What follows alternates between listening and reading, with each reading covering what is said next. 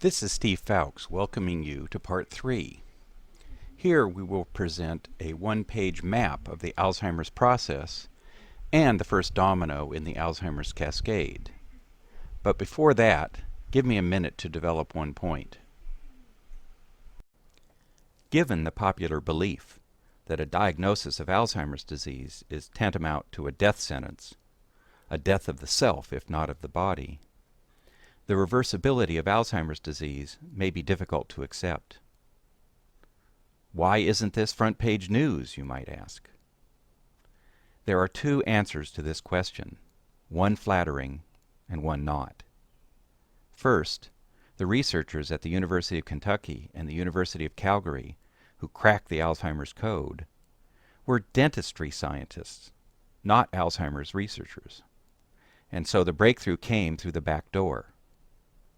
Furthermore, their research implied a fundamental criticism of two of the core assumptions of the U.S. dental profession, that mercury-containing dental fillings were basically safe, and that root canal procedures are basically safe. Second, the new understanding of Alzheimer's disease favored generic therapies, not high-profit drugs. It did not support the billions of dollars already invested by drug companies in finding a disease management solution to the Alzheimer's problem, but rather undermined it with non-prescription solutions that can be bought at your local health food store, supermarket, or neighborhood pharmacy. This diagram is a flowchart for Alzheimer's disease. It is provided for those of us who do better with pictures than with words. Please do not worry about not understanding it all on first glance, or even after a once through the presentation.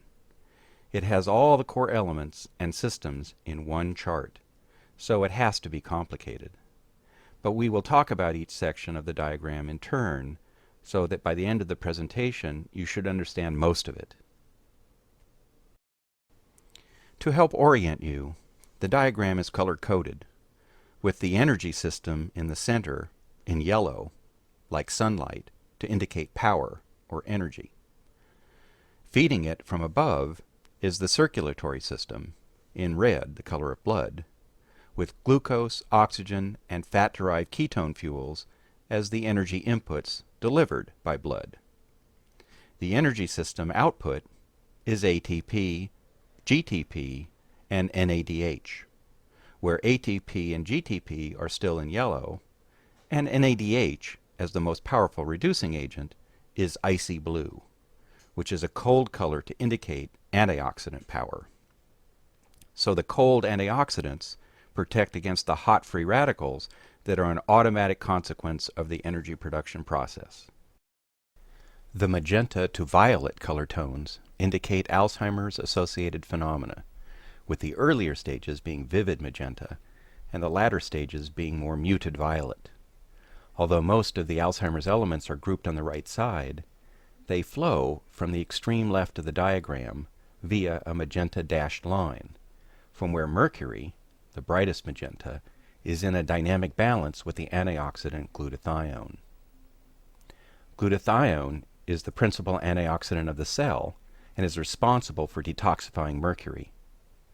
Both roles are fundamentally critical to health, and especially critical to the function of the brain.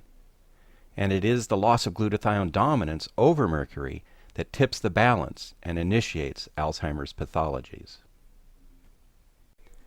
All of the remaining slides deal with some aspect of the general role of the glutathione system and the specific consequences of glutathione failure to known aspects of Alzheimer's disease. We will start with energy systems in the center of the diagram and then branch out to peripheral elements of the diagram a bit later. Mitochondria are the aerobic power plants of the cell. The small inset area is magnified in the large illustration to show details of the membranes and intermembrane spaces. The mitochondria's job is to produce reducing power, NADH in blue, and energy, ATP in red. Mitochondria are small bean-shaped cellular organelles with a double membrane, the inner membrane of which is convoluted or pleated like an accordion to maximize surface area. The key energy production structures are proteins floating in the inner membrane, labeled complex 1 through complex 5. These complexes form a chain, which is cold, blue, at one end, and hot, red, on the other end. The blue end, complex 1, accepts the fuel, or reducing agent, NADH, also in blue, and the red end, complex 4, accepts the oxygen, which is the oxidizing agent. The power transfer system is from complex 1, complex 3, and complex 4, which pump protons, or H+, across the inner membrane, and complex 5, which converts the accumulated proton pressure, called proton motive force, into ATP. The key take-home concept is that NADH plays two critical roles in the energy systems. First, the production of ATP is completely dependent on NADH, which pushes the power transfer system at the cold end of the chain to complement oxygen pulling the power transfer system at the hot end of the chain. Second, NADH is the source for reducing power to recycle antioxidants like glutathione and vitamin C. The significance of both of these concepts will be elaborated a bit later. But first, let's talk about the backup power system. Creatine kinase is a battery backup system for the cell.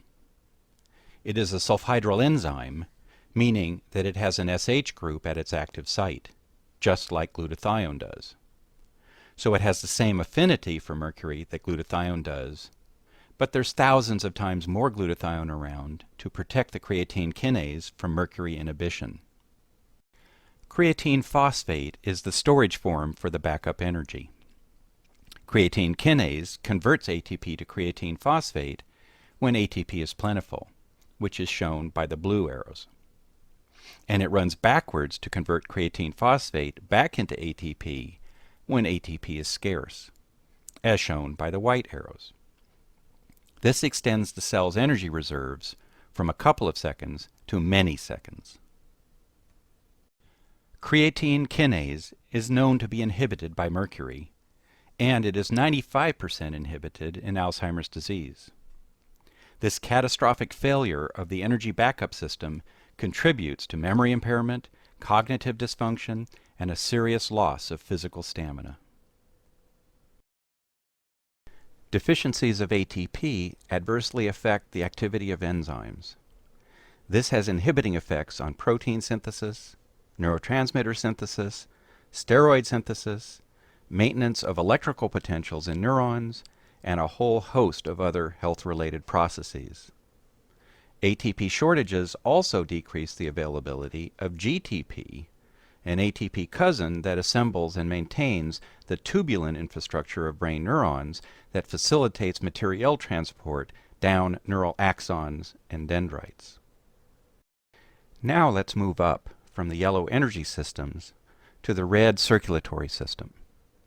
The heart and circulatory system are responsible for delivering oxygen, glucose, fats, and ketone fuels to the deep tissues of the body, and for removing the waste products of energy metabolism. This system also includes the lungs, which must adequately absorb oxygen from the air and outgas carbon dioxide that results from energy metabolism. This is the end of Part 3. Please go on to Part 4.